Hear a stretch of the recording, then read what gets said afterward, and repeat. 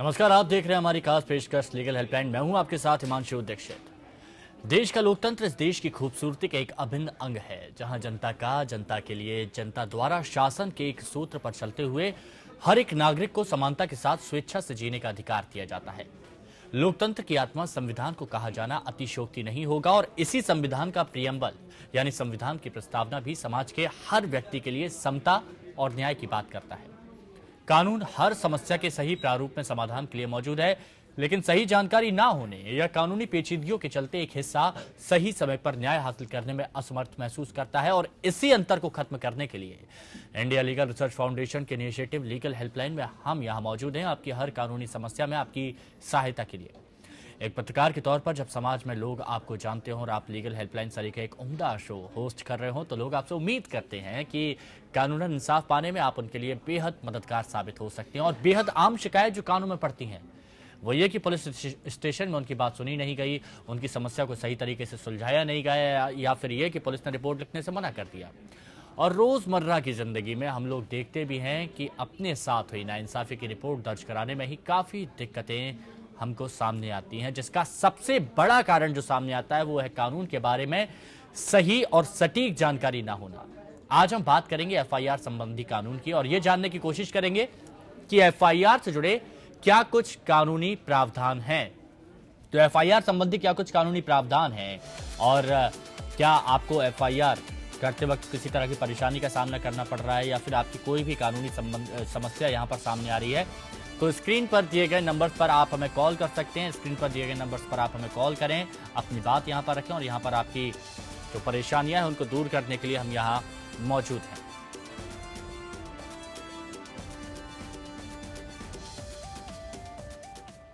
तो एफआईआर से जुड़े क्या कुछ कानूनी प्रावधान है, इसी पर आज लीगल हेल्पलाइन में हम चर्चा करेंगे, बात करेंगे। और हमारे साथ स्टूडियो में मौजूद हैं अधिवक्ता सतीश शर्मा जी। सतीश जी, बहुत बहुत स्वागत है आपका लीगल हेल्पलाइन में। सर, सबसे पहले मैं आपसे यही जानना चाहूंगा कि एफआईआर है क्या? एफआईआर होती है फर्स्ट इन्फॉर्मेशन रिपोर्ट। जो भी आपने देखा है, जो अब इस घटना आपके सामने घटी है, उसके बारे में आपको 100 नंबर पे कॉल करना है या रिटर्न में जो भी पुलिस स्टेशन सामने पड़ता है वहाँ पे कंप्लेंट दे के आना कि मैंने ये चीज़ अपनी आंखों के सामने देखी है।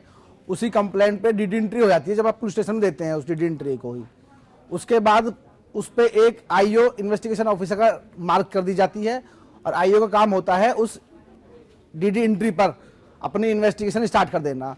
उसको लगता है कि जो ऑफेंस हुआ है वो कॉग्निजेबल है तो उसे तुरंत उसी कंप्लेंट को, जो एक टाइपिंग ब्लॉक होता है पुलिस स्टेशन के अंदर, हर पुलिस स्टेशन में एक है ब्लॉक, उसमें जाके तुरंत के तुरंत तो टाइपिंग करानी होती है।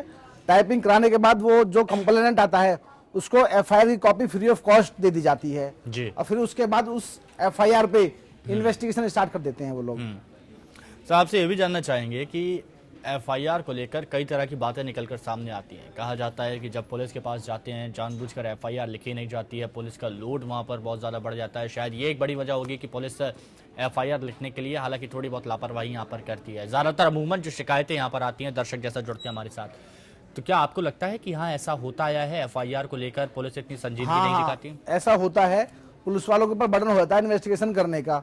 वो कोशिश करते हैं कि केस को ऐसे कंप्रोमाइज होकर भेज दिया जाए थाने में, थाने से वापस दे दिया जाए। क्योंकि कंप्लेंट आएगा फिर उनको पूरी प्रोसीडिंग करनी होती है, उस प्रोसीडिंग के बाद कोर्ट में चार्जशीट फाइल करनी होती है। चार्जशीट के बाद वो केस एविडेंस पे आता है, केस 10 साल 5 साल चलते हैं।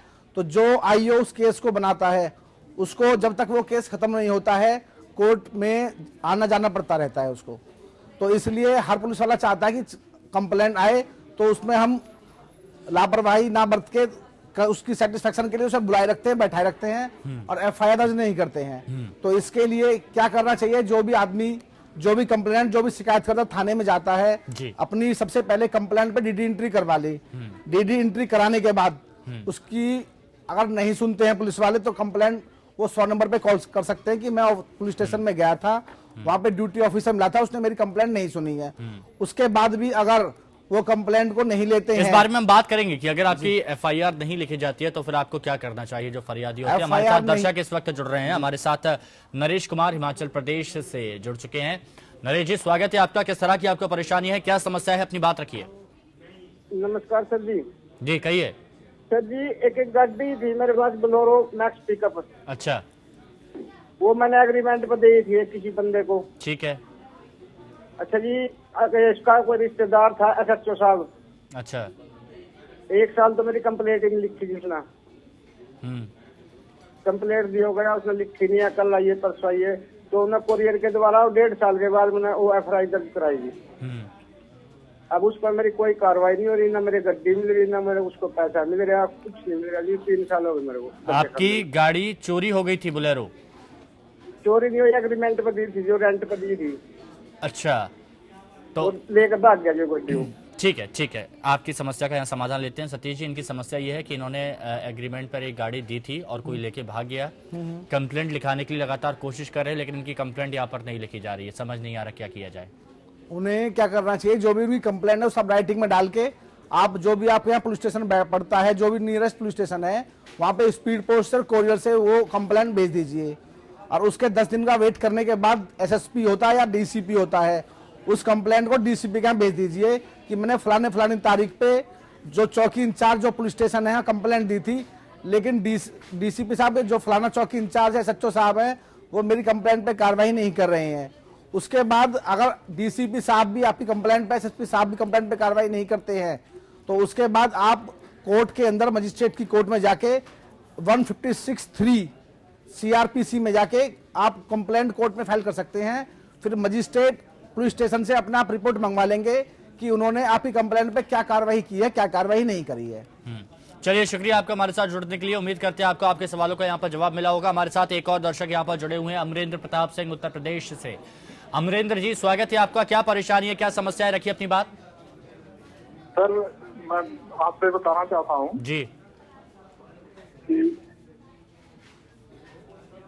हाँ सर, नमस्कार। अमरेंद्र जी, अपनी टीवी की आवाज कम कीजिए और अपनी बात रखिए, हम सुन रहे हैं आपको।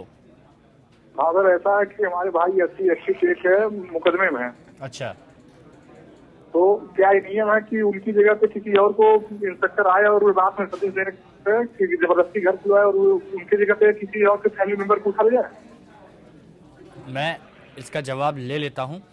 इनका ये कहना है कि इनके भाई पर SC/ST का एक्ट के तहत एक केस चल रहा है, तो क्या ऐसा पुलिस को हक है कि रात के वक्त पर पुलिस इनके घर पर आए और इनके भाई की जगह किसी और को उठा के ले जाए?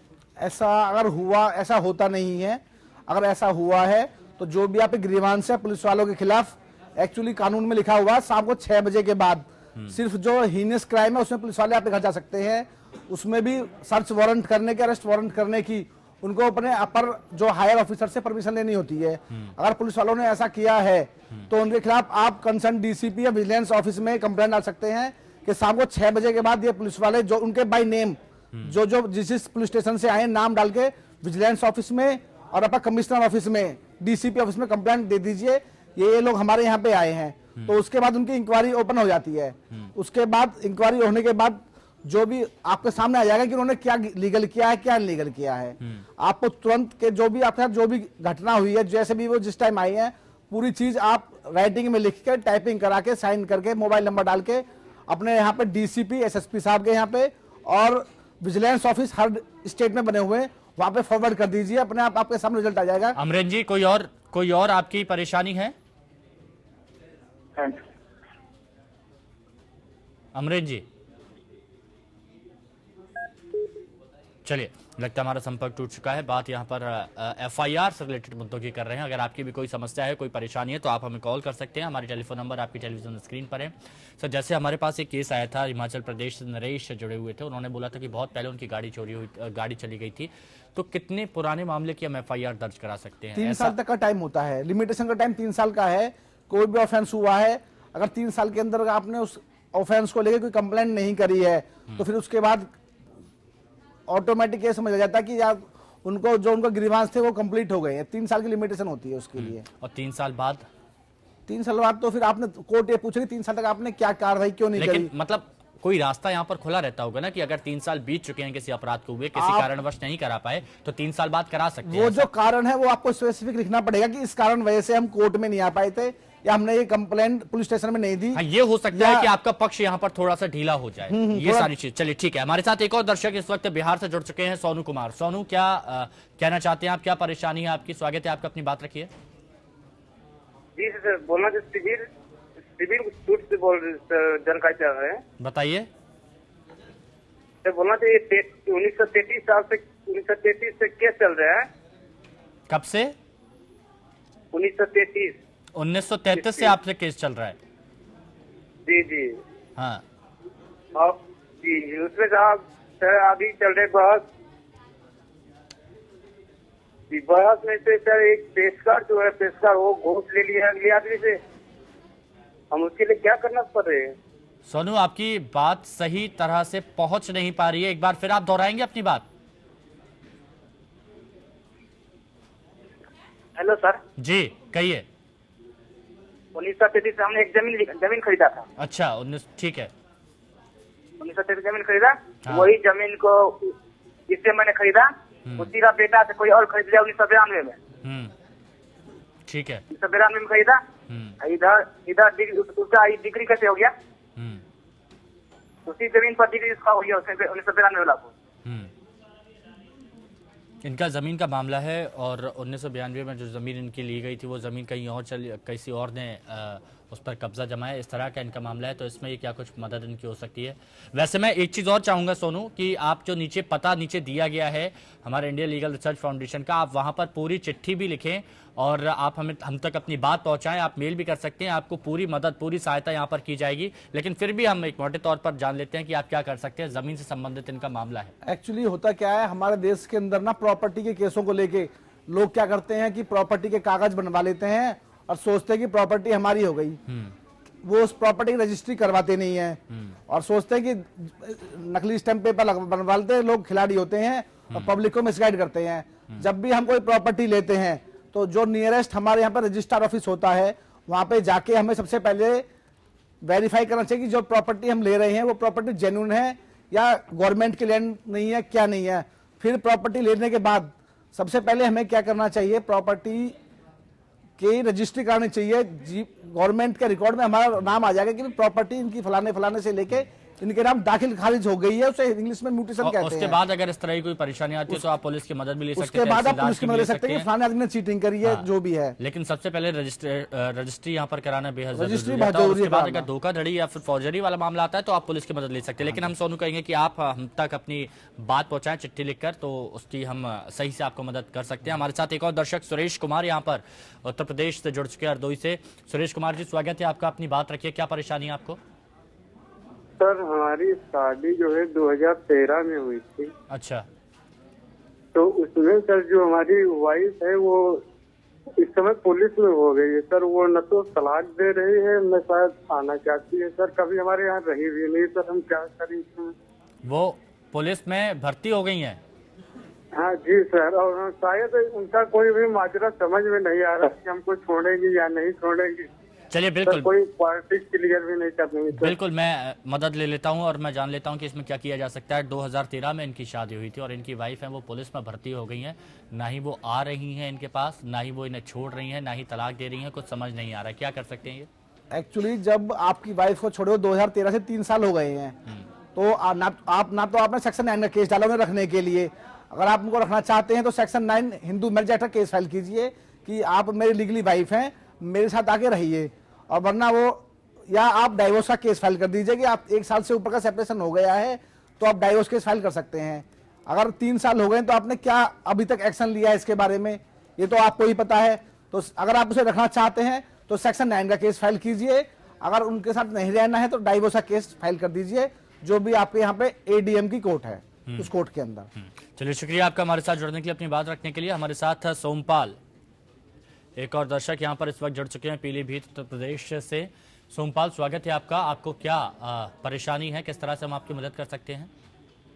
जी सर, एक जानकारी ये चाह रहे हैं कि जैसे किसी भी व्यक्ति के विरुद्ध जो है FIR पंजीकृत हो जाती है जी, तो वो अपना इतना समय व्यतीत कर देता है, चाहे कप्तान साहब से शिकायत करें, चाहे SP साहब से शिकायत करें, चाहे कहीं भी शिकायत करें, लेकिन उसे निर्दोषता के बारे में सिद्ध करते करते जो है कम से कम जिंदगी के 20-25 साल व्यतीत हो जाते हैं। जी, तो क्या उसके लिए कोई ऐसा प्रोविजन है कि उस पर जो है कोई एक्शन लिया जा सकता है? जैसे अगर झूठी FIR जो है दर्ज करा दी जाए, तो उसके लिए हम क्या कर सकते हैं, क्या रेमेडी है? जी बिल्कुल, जवाब जान लेते हैं क्या कर सकते हैं अगर झूठी एफआईआर दर्ज करें, क्योंकि लंबा एक वक्त लग जाता है यहाँ हाँ, पर। उसको लिए होता क्या है कि हमारे लोग ना कानून से अज्ञान है भी, उन्हें पता नहीं होता कानून में क्या लिखा हुआ है क्या नहीं लिखा हुआ है। अगर आपके ऊपर कोई झूठी एफआईआर होती है तो आपका जो डिफेंस होता है ना, वो अपना डिफेंस बिल्कुल सॉलिड तरीके से प्रूव करना होता है। जो भी आपका डिफेंस है उसको नियरेस्ट पुलिस स्टेशन के अंदर, डीएसपी के पास, कमिश्नर ऑफ पुलिस के पास, आप हॉनेबल हाई कोर्ट के चीफ जस्टिस के पास स्पीड पोस्ट से या रजिस्टर डाक से भेज सकते हैं कि सर ये ऐसे ऐसे हुआ है और मुझको इन चीजों में झूठा फंसाया हुआ है। उसके बाद आप कोर्ट में 190 में केस फाइल कर सकते हैं कि जी ऐसा ऐसा हुआ है और पुलिस वाले मेरे इस केस में इस तरीके से इन्वेस्टिगेशन ना करके इस तरीके से इन्वेस्टिगेशन कर रहे हैं। तो उससे क्या होगा कि आपका जो टाइम जो एक्सटेंड होता है वो टाइम खराब नहीं होगा और जल्दी जस्टिस मिलने का आपको बेनिफिट मिलता है उसमें। ठीक है दर्शक, हमारे शुक्रिया आपका हमारे साथ जुड़ने के लिए। दर्शक हमारे साथ लगातार जुड़ी रहे, लेकिन मैं आपसे सतीश जी एक चीज ये जानना चाहूंगा कि कई बार ये होता है, लंबी प्रोसेस काफी खिंच जाती है। एक एफआईआर होने पर पुलिस को कार्रवाई जरूर करनी पड़ती है, कई बार झूठे मुकदमे भी यहाँ पर दर्ज किए जाते हैं। तो कोई शॉर्ट तरीका निकलकर ऐसा सामने आए जिससे कि हाँ आप अपनी बेगुनाही, आप निर्दोष अपने साबित कर सकें? एक्चुअली तो कोर्ट के हाथ में होता है, तो उसमें तो कोई कुछ कर नहीं सकता कि क्या करना है क्या नहीं है। जब जस्टिस मिलेगा तो कोर्ट में जज के अंडर में होता है, वो पूरी प्रोसीडिंग देख के ही डिसाइड कर पाता है कि जस्टिस क्या है, किसके फेवर में केस जाना चाहिए, किसके फेवर में नहीं जाना चाहिए। इसके बारे में जज साहब होते हैं, वही डिसाइड कर पाएंगे। इसके बारे में तो ये है कि जो आदमी जिसके खिलाफ झूठा केस बना है उसको अपना डिफेंस सॉलिड तरीके से प्रूव कर देगा तो उसके फेवर में केस जाएगा।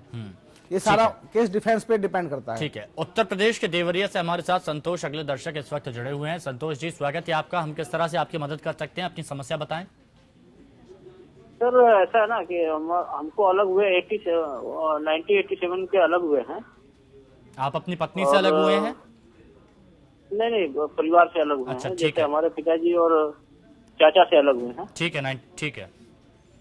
और अलग होने के बाद जो है हमारे जो प्रॉपर्टी है तो उसका हमको कहीं डिस्प्यूटेड लगता है कि कहीं हमारा कुछ छूटा हुआ है, कहीं नहीं मिला हुआ है। तो उसके लिए हमको कैसा रास्ता अख्तियार करना चाहिए?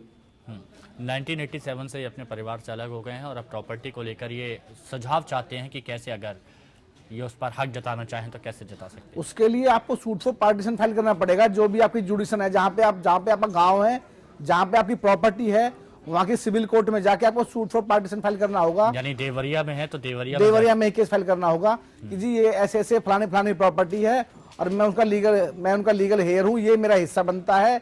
तो कोर्ट में आप फाइल कीजिए सूट फॉर पार्टीशन, तो जो आपका हिस्सा होगा वो आपको जरूर मिलेगा। चलिए, शुक्रिया आपका हमारे साथ जुड़ने के लिए। गुलाब सिंह हमारे साथ इलाहाबाद से अगले दर्शक इस वक्त जुड़े हुए हैं। गुलाब सिंह जी स्वागत है आपका, अपनी समस्या बताएं। सर हमने स्काई लास्ट में पैसा जमा किया था, एक कोई कंपनी है, बीमा कंपनी।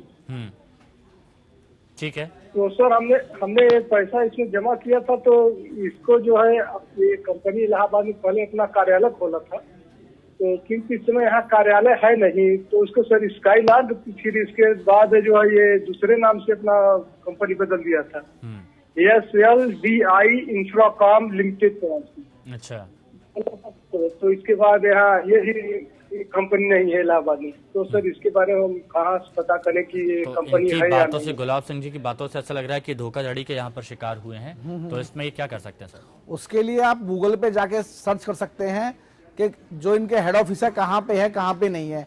अब तो सरकार ने इतनी अच्छी फैसिलिटी दे रखी है कि आप ऑनलाइन कंप्लेंट भेज सकते हैं। नहीं, लेकिन इनके साथ में अब ये है ना कि ये पैसा दे चुके हैं और वो कंपनी जा चुकी है, तो कानूनी मदद कंपनी जा चुकी है तो ऐसा तो नहीं है, कंपनी जा चुकी है, कोई ना कोई उसका ऑफिस जरूर होगा, रजिस्टर्ड ऑफिस होगा।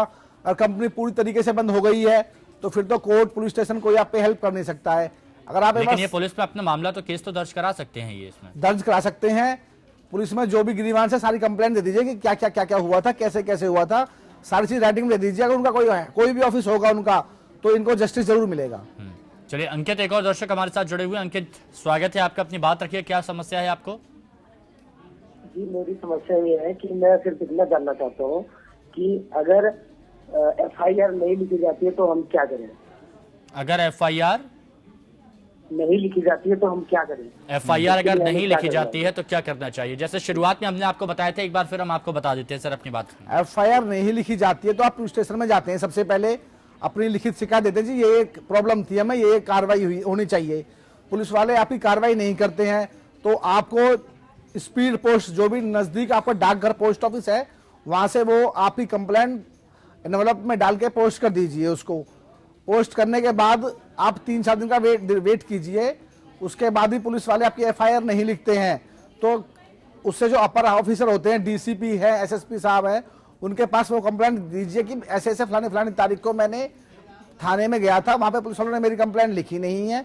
उसके बाद मैंने बाई पोस्ट कंप्लेंट भेज दी है, उसके बाद भी पुलिस वाले मेरी कंप्लेंट पे कोई कार्रवाई नहीं कर रहे हैं। अगर 3 दिन बाद भी डीसीपी साहब या एसएसपी साहब कोई कार्रवाई नहीं करते हैं तो आप मजिस्ट्रेट की कोर्ट में जाके अपनी कंप्लेंट जो भी है उसे फाइल कर सकते हैं। मतलब अंकित, आप ये जान लीजिए कि एफआईआर आपका कानूनी अधिकार है। वो मिलेगा ही मिलेगा आप आपको। किसी भी थाने में अपनी शिकायत दर्ज कराएंगे तो वहां पर पुलिस वालों की जिम्मेदारी बनती है कि वो आपकी एफआईआर लिखें और इसी चीज के लिए वो वहां पर बैठे हैं। अगर आप स्पीड पोस्ट से वो भेज देंगे तो उससे आपका पक्ष और मजबूत होगा, इसलिए आपसे कहा है, वरना आप संबंधित बड़े अधिकारियों से आप मिल सकते हैं और आपकी सुनवाई जल्द से जल्द की जाएगी। शुक्रिया आपका हमारे साथ जुड़ने के लिए।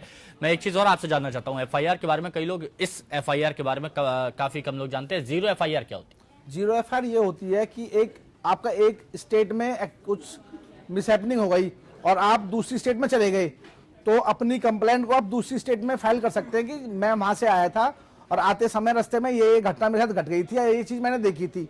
तो वहां के जो भी एसएचओ हैं, जो भी थाना अध्यक्ष है, उनकी ड्यूटी बनती है कि आपकी स्टेटमेंट के ऊपर आपकी कंप्लेंट को लिखें और जीरो एफआईआर रजिस्टर्ड करें और विद इन 24 आवर्स, 24 घंटे के अंदर अंदर उस एफआईआर, जीरो एफआईआर को स्पेशल मैसेंजर के थ्रू, जो भी जहां का थाना था, जहां का पुलिस स्टेशन था, वहां पर उसको रेफर करना है और फिर वहां वो पुलिस स्टेशन उसकी इंक्वायरी करेगा। ये जीरो एफआईआर होती है। यानी आप किसी भी राज्य में हैं और किसी भी राज्य को लेकर अगर आपको शिकायत करानी है, अगर आपकी मजबूरी, तो आप कहीं पर भी एक एफआईआर करवा सकते हैं, जिसको बोलते हैं जीरो एफआईआर, और जो पुलिस वालों को लिखनी ही होती है। धनराज हमारे साथ हाथरस से एक और दर्शक इस वक्त जुड़े हुए हैं। धनराज जी, क्या समस्या है आपकी? अपनी बात रखिए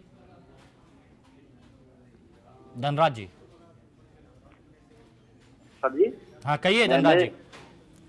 मेरे यहाँ जो लोकल लेखपाल है उसने मुझे धोखाधड़ी से जैसे आवंटन करवाऊंगा पैसे ले लिए 20,000 रुपए। अच्छा।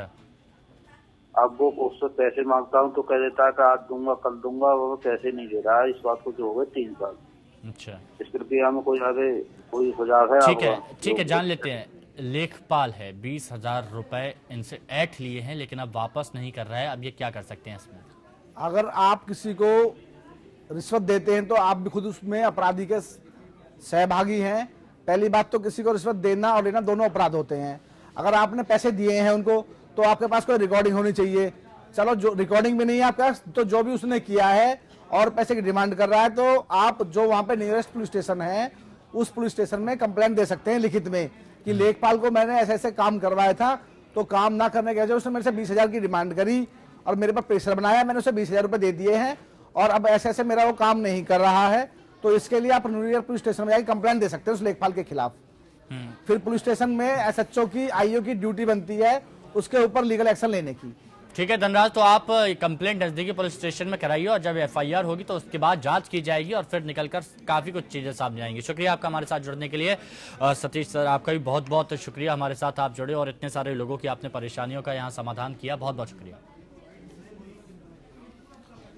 तो फिलहाल लीगल हेल्पलाइन में अभी के लिए मेरे साथ इतना ही। कल फिर हाजिर होंगे आपसे ही जुड़ा एक और मुद्दा लेकर, तब तक के लिए दीजिए इजाजत, नमस्कार।